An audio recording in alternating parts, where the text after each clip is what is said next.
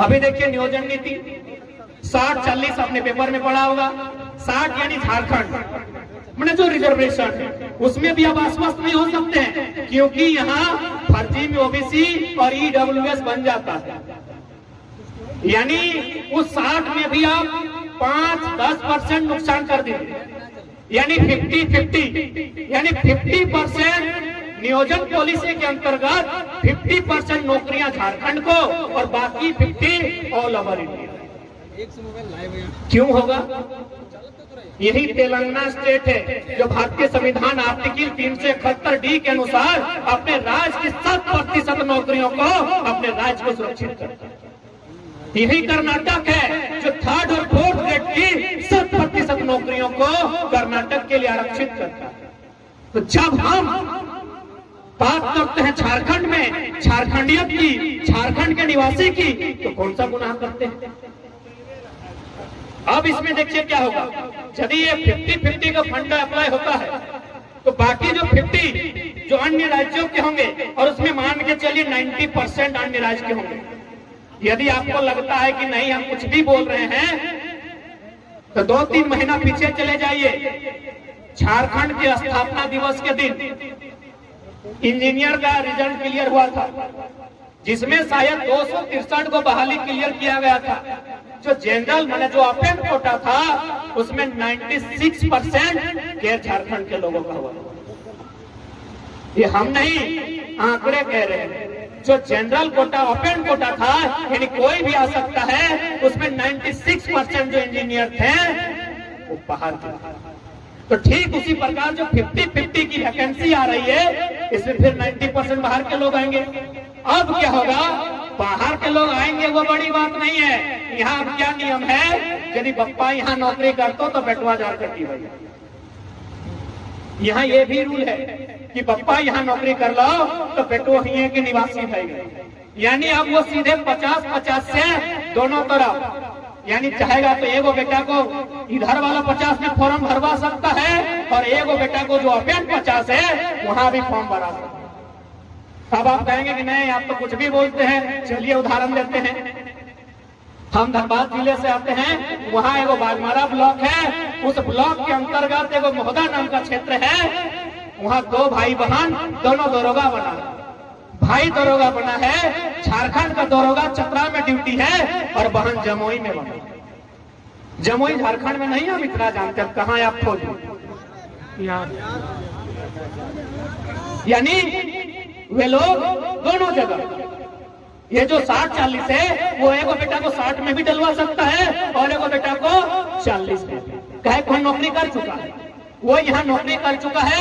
एगो बेटा वो 60 में फॉर्म भरेगा और दूसरा बेटा को चाहेगा तो 40 में। जैसा मन करेगा वैसा। तो यदि आज हम लोग इन चीजों का विरोध नहीं करते हैं तो हमारे जो छात्र और खासकर जैसा कि आंकड़े कहते हैं, हजारीबाग जिसको हम लोग एजुकेशन राजधानी कहते हैं, सबसे पढ़ने वाला छात्र हजारीबाग जाता है। सुने 75% तो गिरिडीह वाला होता है।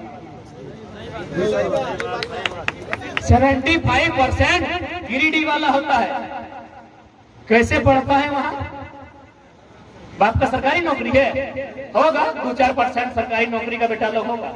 मैक्सिमम लोग किसान परिवार से है, मैक्सिमम लोग मिडिल क्लास फैमिली से है। बड़ी मुश्किल से रूम लेता है, घर से चोरा उड़ा जाता है। हम तो बोले बेचारों की मैस से क्या बोला, ना हम लोग खुद बनाते हैं।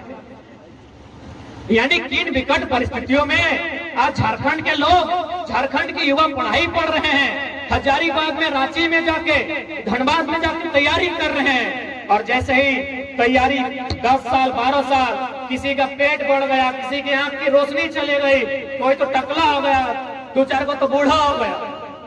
पता चला वैकेंसी रद्द, पता चला वैकेंसी रद्द। अभी मकसूद आलम जी को चिट्ठी दिए, बोला हम 2016 में टीजीटी पास अभ्यर्थी हैं, ग्रेजुएट का मामला है, अभी पोस्ट ग्रेजुएट मांगा जा रहा है। हम सीधा कहना चाहेंगे जेएसएससी ने आपके हिस्से की सीट को किसी बाहरी को बेच दिया।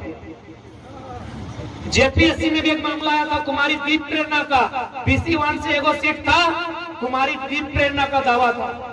लेकिन आखिरी समय एक चमत्कार होता है, पटना की एक लड़की को सीट दिया जाता है, अभी BC2।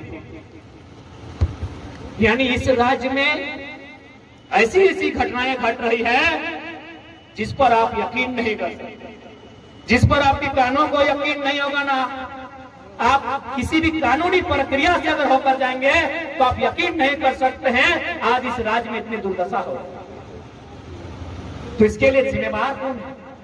आज देख सकते हैं अगर झारखंड को बेकार और बर्बाद किया जा रहा है तो उसके पीछे 3-4 लोग ही हैं। पहली ब्यूरोक्रेसी, दूसरी कॉर्पोरेट और तीसरी कंपनियां।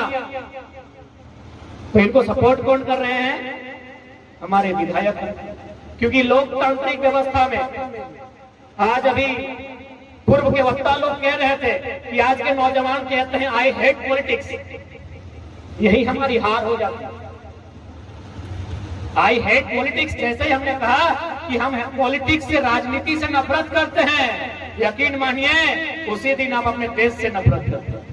क्योंकि पता है भारत एक संवैधानिक देश है, संविधान और राजनीति दोनों एक दूसरे के पूरक हैं और संविधान और राजनीति से ये देश चलता है। यानी आप कहते हैं I hate politics, that mean you hate constitution, क्योंकि पॉलिटिक्स संविधान से चलता है।